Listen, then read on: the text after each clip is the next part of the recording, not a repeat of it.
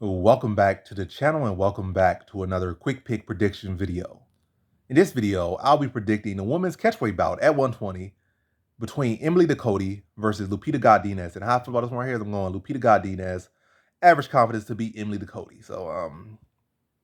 Yeah, I feel like Lupita Godinez is the more rounded fighter. They can say, Emily Ducote has good off her back, good off his back. But I think Lupita Godinez is the better offensive wrestler. I think she's solid enough to stop the submission skills of Emily Ducote off her back. So she should be able to stop her sub. I think this fight highly likely goes to decision right here. So win or lose for either woman, this fight I feel is going to decision. And I think they match up pretty well. But uh, again, it's close enough strike. I feel like Ducote is the sharper striker. But when she's had to deal with the wrestling and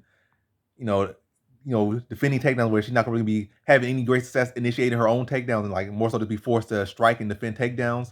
Whereas Lupita Godinez is going to be one that can initiate takedowns and can strike. Anytime you having to really on one out of the table have to deal with one thing that other fighters didn't deal with, like you got to deal with defending takedowns. I just got to deal with your striking.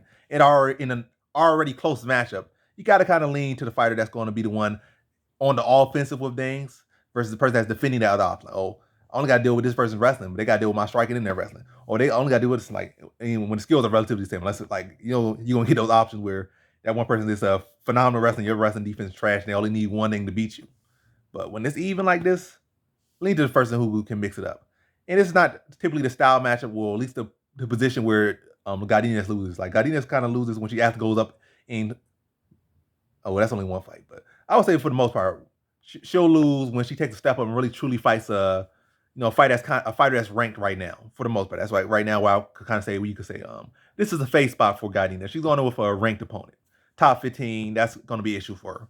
But Ducote unranked, this guy flat out put a clinic on her by Hill on her last fight. At least Godinez fight was close, and you could have really stretched it a little bit and leaned the fight for her. But against Hill versus Ducote, that was a one-sided butt whooping. Like there was no ifs and no buts. I don't know if she even got around. Some wrestlers sometimes some judges just be nice. Sometimes they get people around, but she didn't win a single round. She got beat up for 3 minutes. For 15 minutes straight. So, but that's MMA math, MMA calculus. But nonetheless, back to my point, it's not even that right there. It's the fact that close enough fight, close enough skills.